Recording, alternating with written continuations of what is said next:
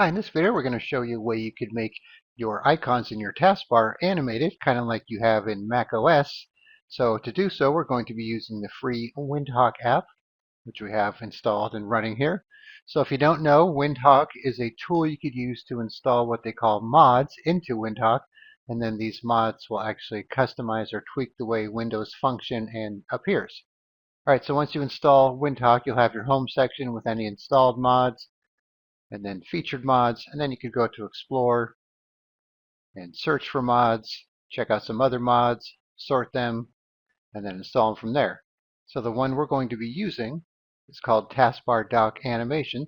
So what you would do is you would search for this in the search box here, and then once you find it, click on Details, and then Install, and then after that it'll be in your Home section, and then from here you could enable it or disable it, and also remove it if you want, and then you could also go into Details, enable it and disable it from here, and also remove it here as well.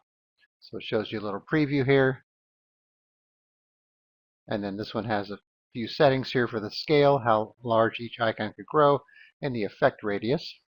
Alright, so we're going to enable it here. So I will say this is a work in progress still, so depending when you're watching this video, it might have the bugs worked out, but we figured we would just show it to you in case you wanted to check it out now. Alright, so as you can see here, we have it enabled. So now, when we hover our mouse over there, it makes icons move up and down.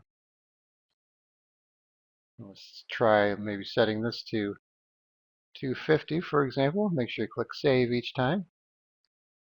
You can see that really makes it grow like that. So I'm recording at a low resolution too, so it might look a little off.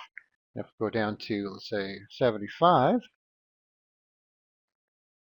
then they're not going to move as much. I believe the default was 165. And then if we change this up, let's say 200,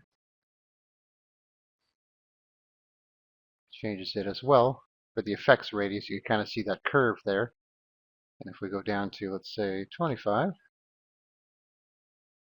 then the curve is not really predominant. You're just kind of jumping up and down. So you can kind of customize it from there. And then you have some spacing sensitivity here, how much the icons move apart. Let's put this back. I think it was 100 for the default. Let's change this to 200. So you can see we have more distance in between the icons there. Let's change that back. Then we have the delay for the bounce. So let's change this up to 300 and see what it looks like. So it's a little bit slower there. If we go down to 25, for example, it's a little faster. If this was 50 as well, I guess I better start paying attention to the defaults. Actually, the default is 100 here, so these two show the default, and these two do not for some reason. And then just make sure you click Save Settings every time, like so. And then if you don't want to use it, just simply come back here and disable it. You're back to normal. Or you could also remove it if you don't want to use it at all. So on a side note, for your mods to stay working in Windhawk, it has to be running here in the system tray. So if they ever stop working, just come here and check. And if it's not here, simply restart Windhawk and it should put it back down here. And then Windhawk should also be set to start with your computer so you don't have to worry about starting it up every time. Alright, so I will put a link in the description where you can download Windhawk. Then like I said, just do a search for Taskbar Dock Animation. In the Explore section here, click on Details, Install, make sure it's enabled, and that's all there is to it.